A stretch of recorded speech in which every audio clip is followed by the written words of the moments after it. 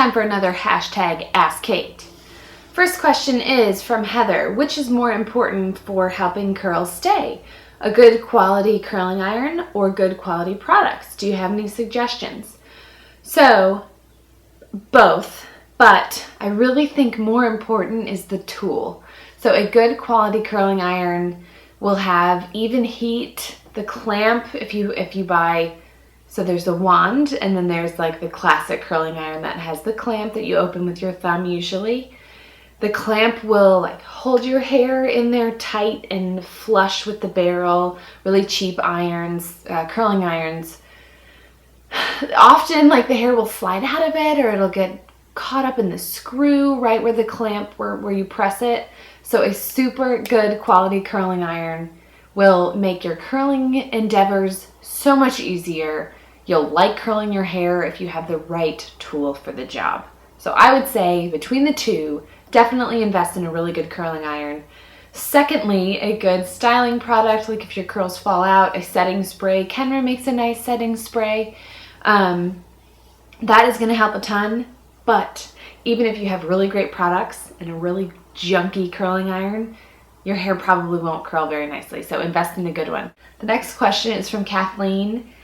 Which is the best way to match concealer and foundation to your skin tone? So if you're unaware of your undertone, whether that's pink or yellow, go talk to a makeup artist and see what they think. And if they say you're in the pink family, go for pink undertone products. If they say you're more yellow-based, go for something more yellow-based. But then look at yourself in natural light, see if you agree. You have to really try and see the texture of the foundation or the concealer, how sheer or how full the coverage is. You have to see how it looks on your skin. The best way to do that is in natural light. So either go outside or stand right by a window. And then you can really see how it looks on your skin. So you can also look at the veins on your wrist or on your arm. I have like particularly bright veins. You can see them very easily through my skin. I'm sort of translucent. And if your skin or if your veins look green, I think if they look blue through your skin, you might have more pink undertones. And if they look green through your skin, you might have more yellow. Don't quote me on that. Google it. But anyway, talk to a makeup artist. Then, when you're trying the color, I like to do a line from along my jawline, here under the edge of my jaw, just to see how the foundation looks and the concealer. And Sephora is great for testing things out. Like I'll often go to Sephora and just grab a product off the shelf and clean it if I need to, and then try a little bit of it right there in those mirrors. They have nice lighted mirrors so you can really see what the product looks like. So yeah, along your jawline is my favorite spot to try. You can try in your hand, but you'll get a more realistic look along your jawline. The next question is from Kayla. Do you do a devotional or Bible study, and if so, which one? So I am a Christian. My husband and I go to a church here in Raleigh called The Summit. We're in a small group through the church. Those are some of our dearest friends, and so we're reading the entire Bible this year through as a church and then in that small group. I personally like doing, Laura Casey has a devotional. I should have grabbed it, but I forgot to grab it. Sorry. It's called the Write the Word Journal. And it's a scripture prompt that you just rewrite and then you write your thoughts on it. So it's really basic. I don't like being asked a ton of canned questions about a Bible study. I like just reading the actual Bible. So that's been a definite favorite. You can go to the Laura Casey shop and see if there's any available. Those things sell out quick. So run if you want to go see if there's one available. I have the original. And then I think she came out with a second edition, which I bought like 5 of around Christmas time and gave it to my friends and family. But anyway, yes, I do that, and that's been my favorite. Kristen asked, if you were on a tight budget, which 3 makeup brushes would you invest in? So this was a fun question to think through.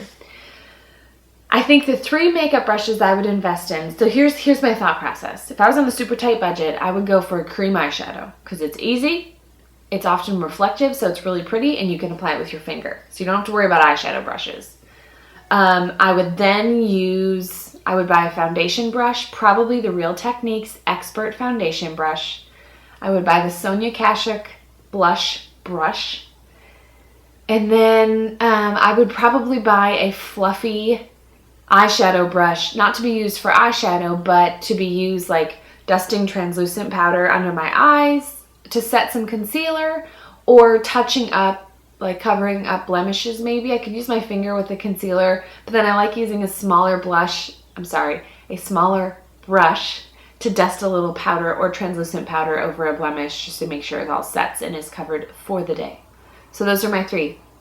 Real Techniques Expert Face Brush, the Sonia Kashuk Blush Brush, and then a fluffy eyeshadow brush, which of course you could use with eyeshadow if you didn't get a cream eyeshadow. You wouldn't want to use it with cream eyeshadow, but you could also dust like some powder on your brow bone or powder on your eyelids if you wanted to do that too.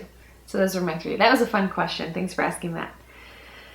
Katie asked, how often do you and Justin go out for date nights? What does your typical date night look like?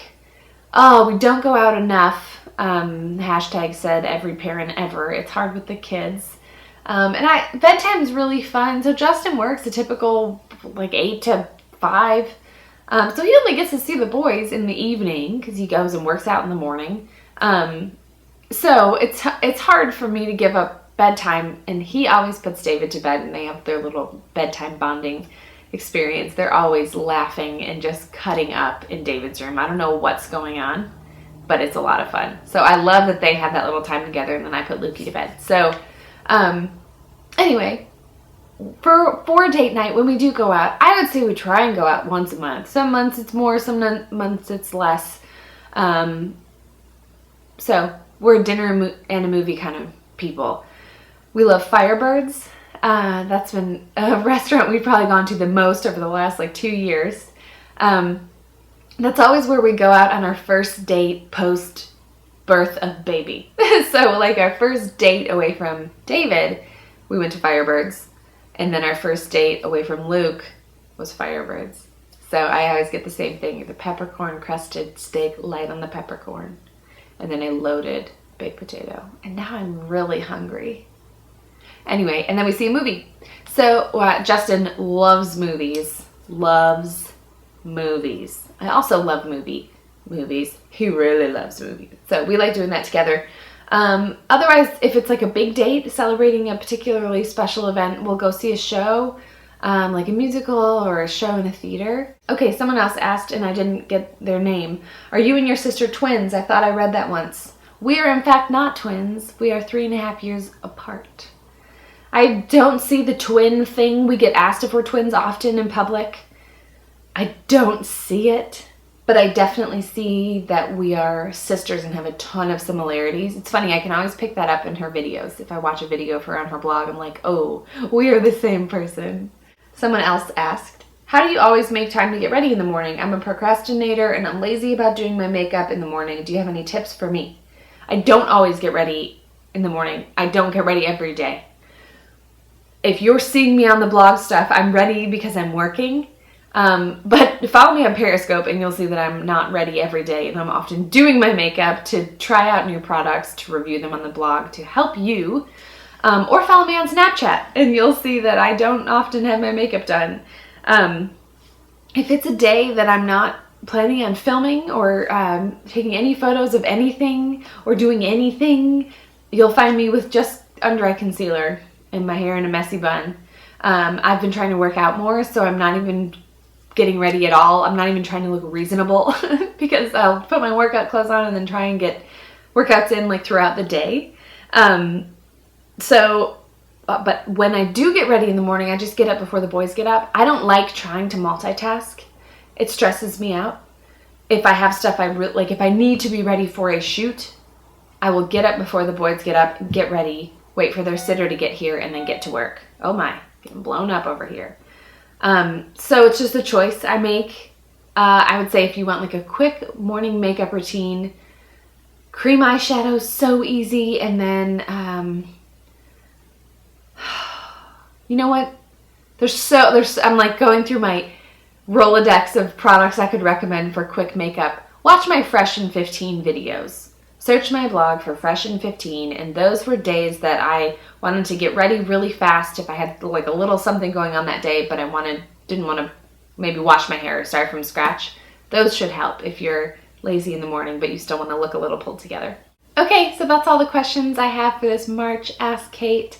If you would like to submit one, just leave a comment on Facebook or tweet at me using hashtag AskKate, and then my dear assistant Nicole will gather them up for the month and give me an enormous list to go through for the next month. So please ask any question. It can be on any topic. These are really fun videos for me to film, and I hope you enjoy watching them.